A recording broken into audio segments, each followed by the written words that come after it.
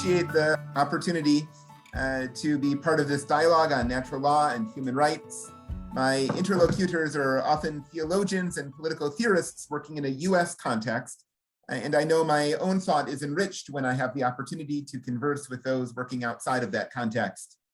My research is broadly focused on the moral foundations of Black American political thought. I contend that we too often focus on the rhetoric rather than the philosophy and theology of Black American justice movements.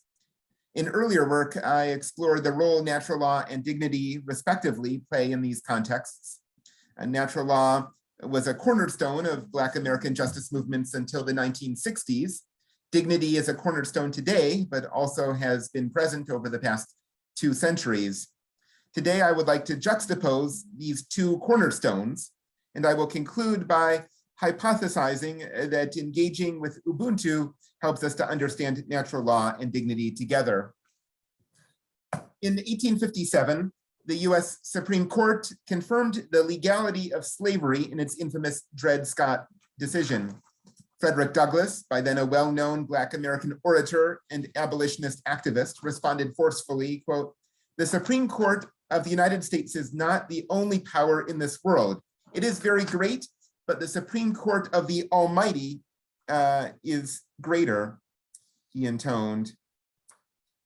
There is a higher law, God's law, to which we humans have access. That higher law says that slavery is illicit. For Douglass here, that higher law is specifically religious. It is God's law, or so it seems at first. In fact, Douglass's position is ambiguous. While he appeals to theistic commitments, he also presents his claims in secular terms. The Supreme Court, he says, quote, "cannot change the essential nature of things, making evil good and good evil." Moreover, while Douglass first mentions an appeal from the Supreme Court to God's court, he later mentions an appeal to the court of common sense and common humanity. Douglass is, after all, an orator, not a philosopher and not a theorist of law. Douglass is an orator, but we should not discount the extent to which he is also an intellectual, creatively participating in a tradition of thought. Natural law is characterized by a pathway from reflection on human nature to normative conclusions about how positive law ought to be changed. In religious accounts of natural law, that pathway flows through the divine. Reflection on human nature gives us partial access to God's law, on some accounts because of the way humans are created in the image of God.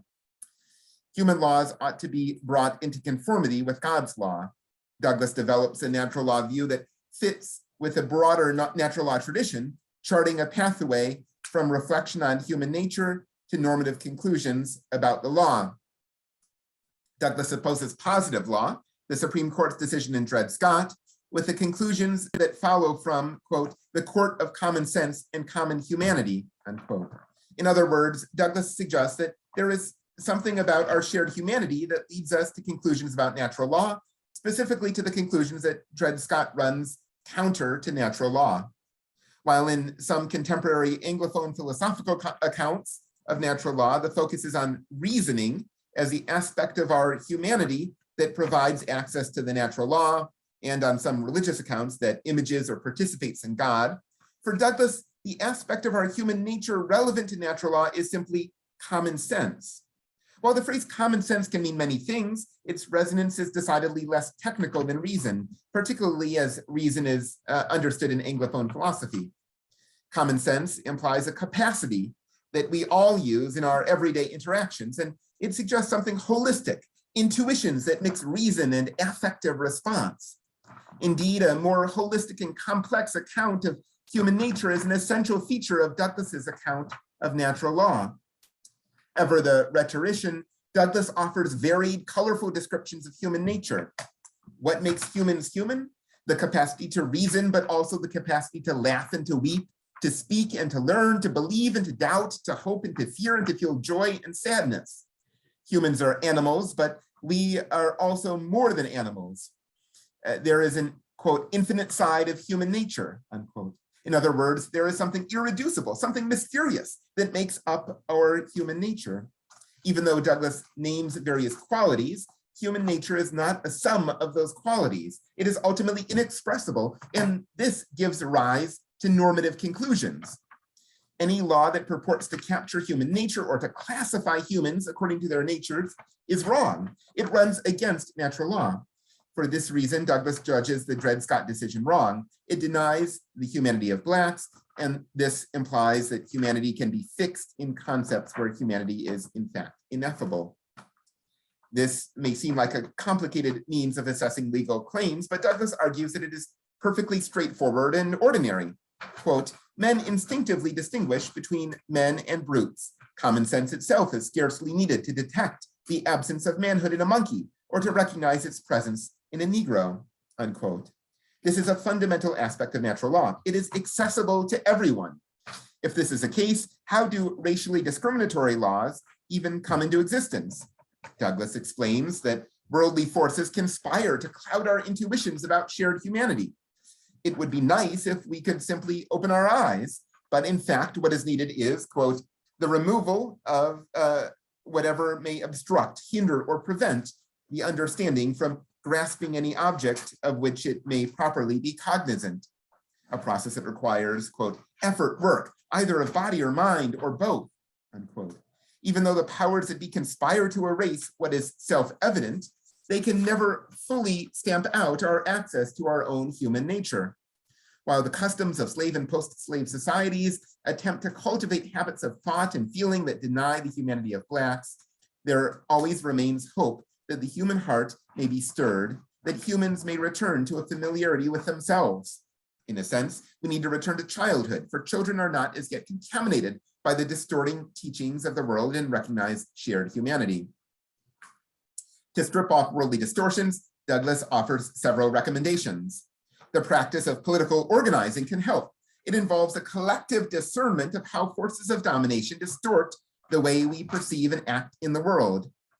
Another practice Douglas recommends is solidarity.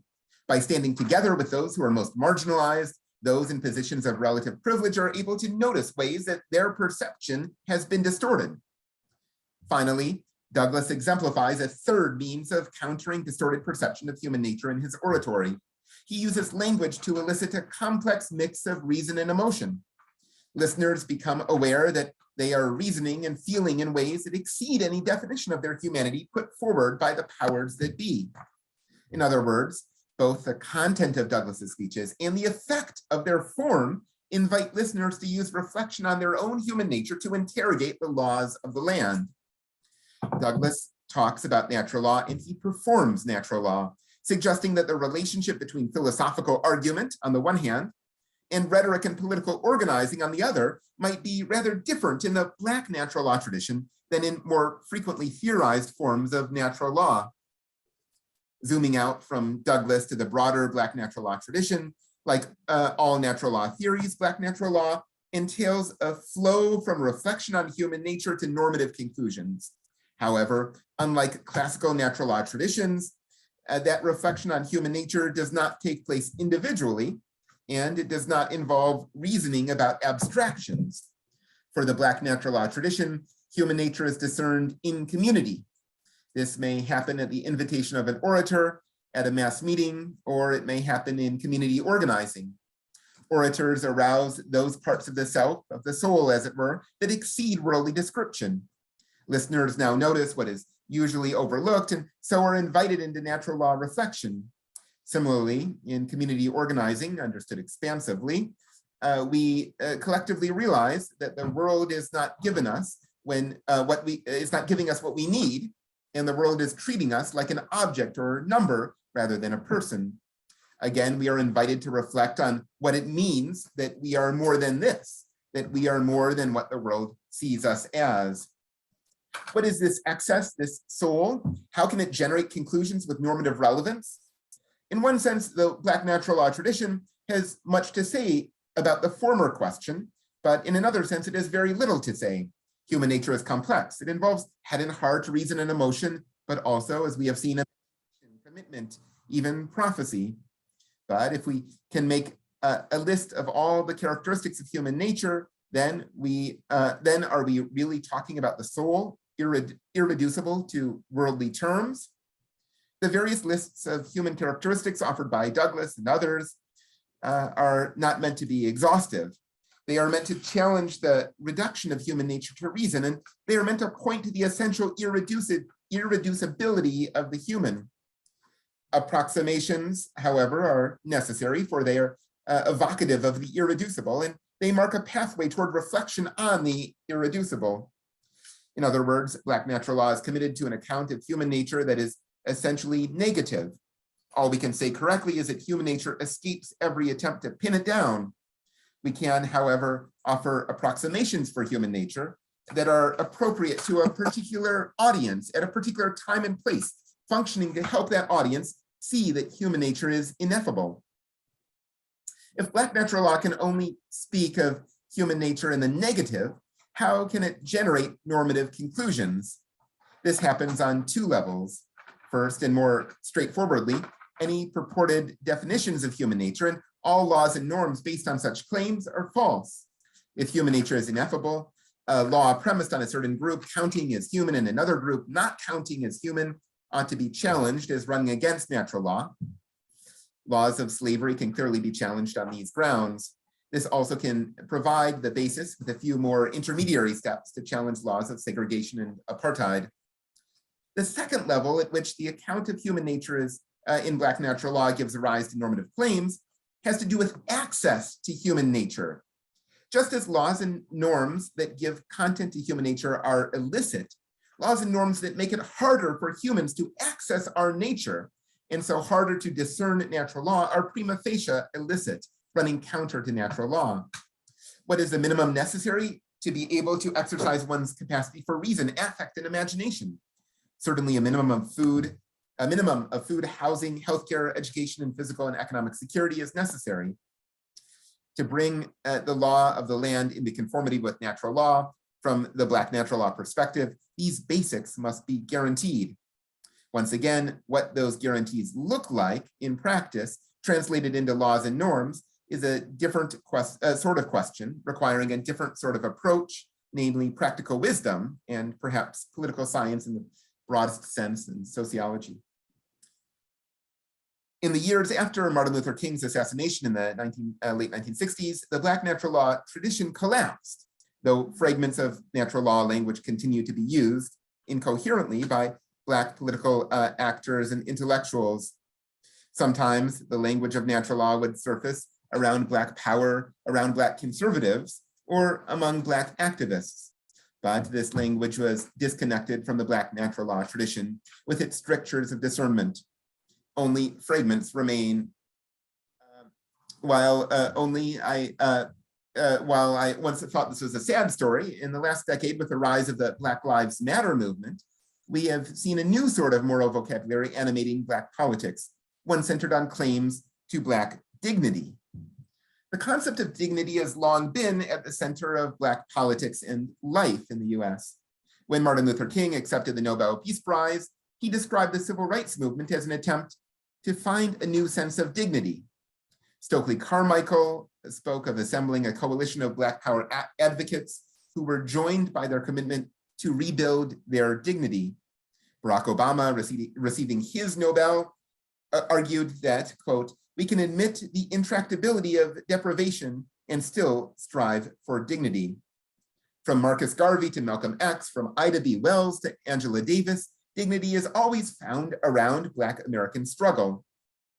It is no surprise that the word shows up in the first line of the Movement for Black Lives platform and in the way movement leaders speak of their intentions. Alicia Garza, one of the movement's co-founders, describes its core commitments thus: "When we say Black Lives Matter, we are talking about the ways in which Black people are deprived of our basic human rights and dignity." While the term dignity appears often in the history of Black politics, it has been used in such varied ways that it is not even clear whether it is meaning beyond its rhetorical force. Sometimes it seems dignity is used as a synonym for humanity. To treat someone with dignity is to treat them as a fellow human worthy of respect. Or in a theological register, recognizing and revering the image of God in a human. But this sense of dignity as a status captures only one of its aspects. It is like the projection of a three-dimensional shape onto a two-dimensional surface. Dignity is also something you do, a practice, a performance, a way of engaging with the world. This is a special insight of the Black political tradition, skeptical as it is of abstractions. With time frozen, dignity may look like a status, but in its natural habitat, dignity names friction. In a world that would deny Black humanity and embraces racial domination, dignity names an affirmation of that humanity, which necessarily means struggle against domination. As a boy of 16, Frederick Douglass found himself lent to a poor white farmer, Edward Covey, who had a reputation for crushing the will of slaves, making them pliable upon return to their owners. Covey whips Douglass repeatedly and mercilessly until Douglass runs off to his old master to appeal for help, only to be sent back to Covey. Upon his return, Covey first seems to ignore the boy's transgression. Then, as Douglass is going about his regular morning routine, feeding the horses, Covey sneaks up on him and tries to tie his legs with rope. Douglass leaps away. He has always been told to obey his master, to endure the brutality. There is no alternative. A slave who fought back could be hung by the town constable, likely after being tortured to set an example for others who might fight back. But for reasons he himself does not understand, Douglass resolves to fight. Quote, "I found my strong fingers firmly attached to the throat of the tyrant," Douglass writes, "as if we stood as equals before the law." It is as if Douglass sees a different reality, a future where there is equality instead of domination, and animated by that vision, he is able to fight. Covey, surprised by the boy's resistance, soon realizes that, man on man, he cannot defeat or capture Douglass. The master alone cannot control the slave. He calls his cousin to aid him, but together they fare no better than Covey alone. Used to always having his way, Covey is taken aback, scared, and mute. The master lives under the illusion that he is really in control, that his power to command is a natural part of who he is. When that lie is exposed, he is shaken to the bone. He appeals for more help, trying to enlist 2 other slaves to capture Douglass. Risking violence to their own bodies, but both refuse Covey's order. After 2 hours of trying on his own to capture Douglass, Covey relents. He tells Douglass to continue with the farm chores, and Douglass does, but he is now a new man.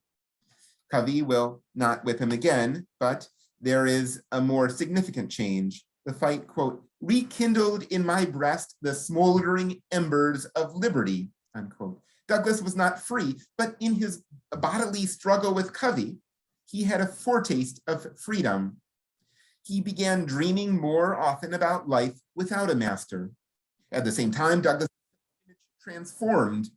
Quote, "I was nothing before, I was a man now."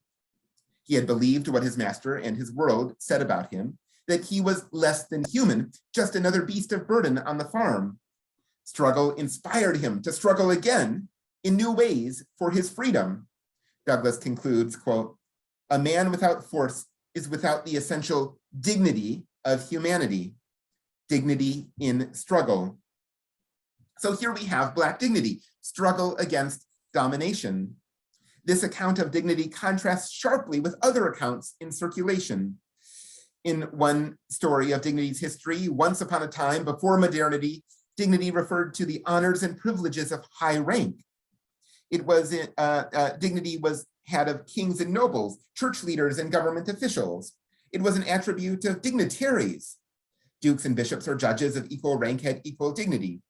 Then in the late 18th century, according to political theorist Jeremy Waldron, there was a, quote, "transvaluation of values," unquote.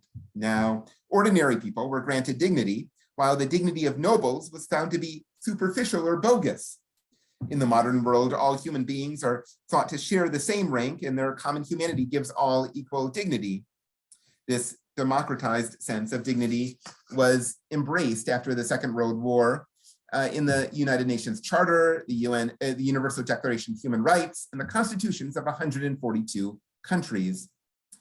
The sense of dignity found in today's racial justice movements resembles neither the pre-modern nor the modern concepts. It does not pick out classes of elites and name their status, quite the opposite. From the perspective of Black dignity, dignitaries have the hollow appearance of dignity. In theory, a dignitary participates in some system of domination, is some form of master, and so is void of dignity. Nor does a modern concept of dignity fit. For from the perspective of Black movements, not every human being shares in dignity equally. Some people have more and some less. Some people are aligned with masters and thus have no dignity at all. Only those aligned with the enslaved, struggling against domination, have dignity. In a sense, Black dignity inverts the aristocratic hierarchy, elevating the lowliest and demoting the highest. Harriet Tubman, Angela Davis, and Assata Shakur have dignity. Thomas Jefferson, John D. Rockefeller, and the Queen of England have none. But in two senses, Black dignity is fundamentally committed to equality and to the equal distribution of dignity.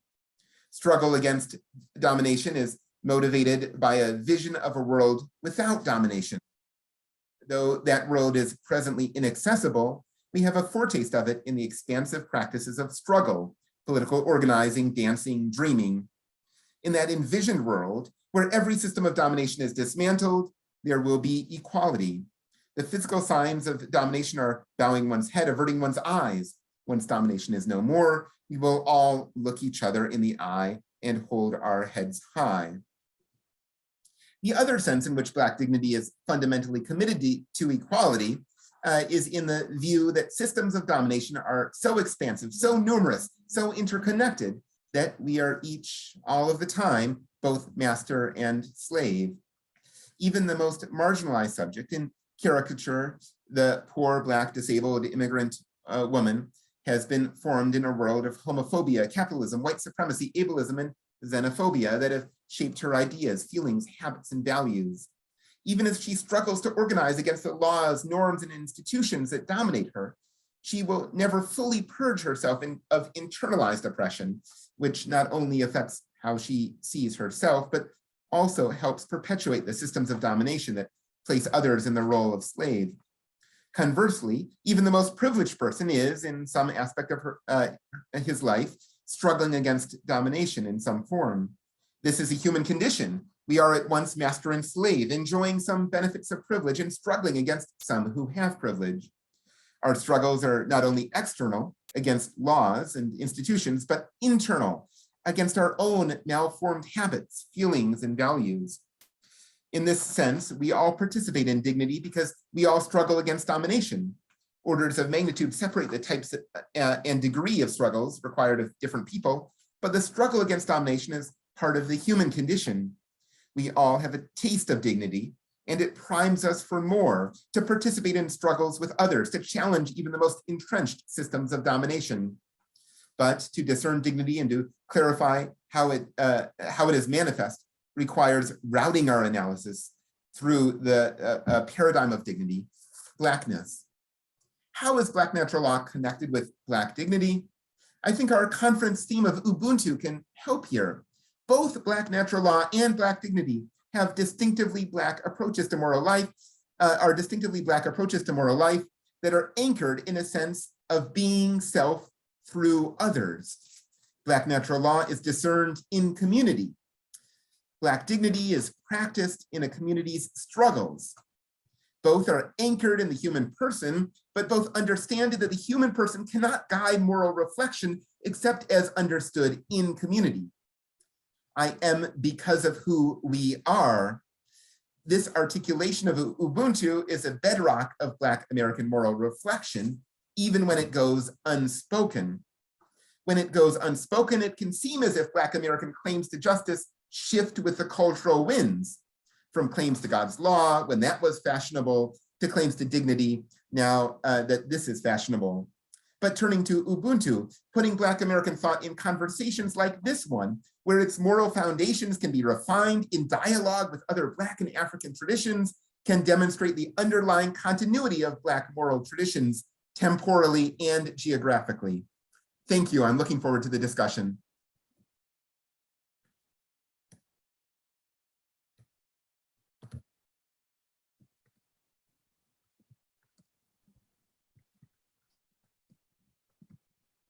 Thank you very much for your presentation, Professor Floyd. I now invite questions from the audience, both online and in person.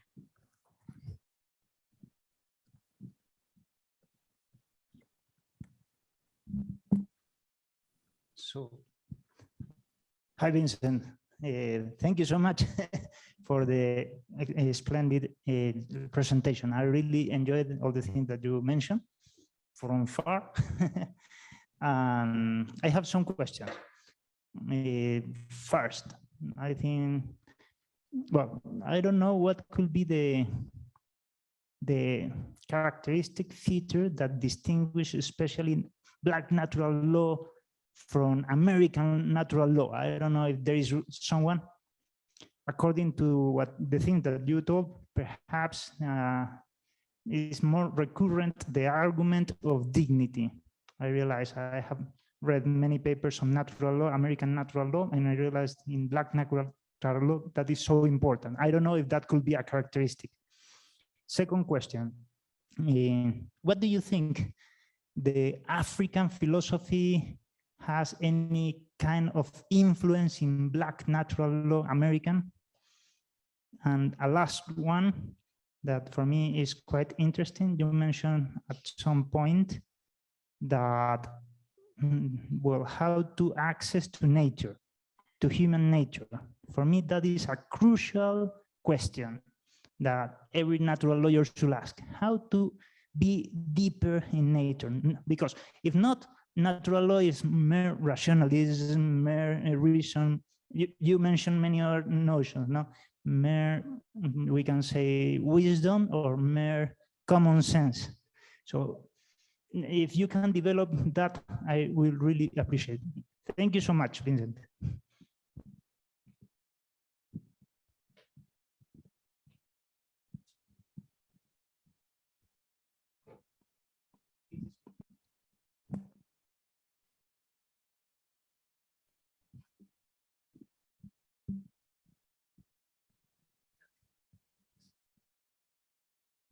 Let's see if we can sort that out. You're muted. Ah, there we go. Thank you so much. And thank you for that wonderful question, which is would take much time to respond adequately to. So I can just offer a few gestures and hope that we have a chance to continue the conversation in the future. First, your first question was about Black natural law versus other American traditions of natural law. And of course, natural law is a term that's used expansively, sometimes used in a legal context, sometimes used in a more broadly cultural context, sometimes used in a religious context. One of the perhaps distinctively American traditions of natural law thought has to do with the transcendentalism and people like Henry David Thoreau and Ralph Waldo Emerson and their appeals to a form of natural law. One of the things that distinguishes that tradition from the Black natural law tradition is the communal nature of the Black natural law tradition. It's not discerned alone, sitting in a room, reflecting in your thoughts, or at Walden Pond, walking around, reflecting for yourself, but it's discerned collectively and in process, right? It's in dialogue with others that these natural law insights can be arrived at and refined. And I think we see that from the 19th century to the mid 20th century in this period of the heyday of this natural law tradition. Martin Luther King is not just saying, this is what I've arrived at as a natural law. He's not just coming down from the mountain, as it were, but rather he's in conversation with a community around him and wrestling with discernment in that community. And rhetoric has an interesting role to play. Rhetoric is not as a kind of two-way communication responsive to an audience in that process of discernment, which takes us nicely to your second question about what once were called African survivals in African American thought, and these sorts of styles of thought and practice and intellectual life that may have continued from African contexts, and particularly West African contexts, into the US, particularly the US South in the 19th century, and whether we can sort of trace resonances in the moral traditions from African American life and African life? And I think that's a really intriguing question. And I mean, my intuition is that certainly yes. The more conversations like this one that we have, the more dialogues like this, the more that moral vision that's standing behind African American thought we can understand the parallels in those traditions with, and not just parallels, but continuities in those traditions with African traditions. And finally, the question was about accessing human nature, which is, of course, a huge question, the question of natural law in a sense.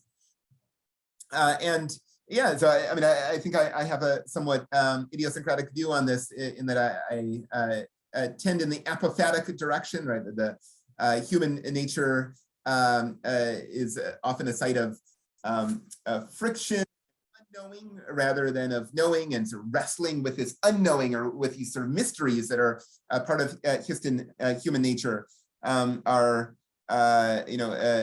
sources of insight, and it's a mystery of God that's imaged in the mystery of the human. It's not sort of facts about God that are imaged in fact in sort of features or facts or propositions about the human. So appreciating that imaging of mystery means that it's wrestling with the mystery in the human, which is our way of sort of getting at those normative conclusions by means of human nature. So those are just a few thoughts, but of course there's so much more to be said, and I'm sorry we don't have time to continue. I understand it's quite late there, and I don't want to keep people from their dinners. Thank you very much for your responses to those questions, and thank you very much for your presentation today and for making time to be here with us. I'd also like to follow up by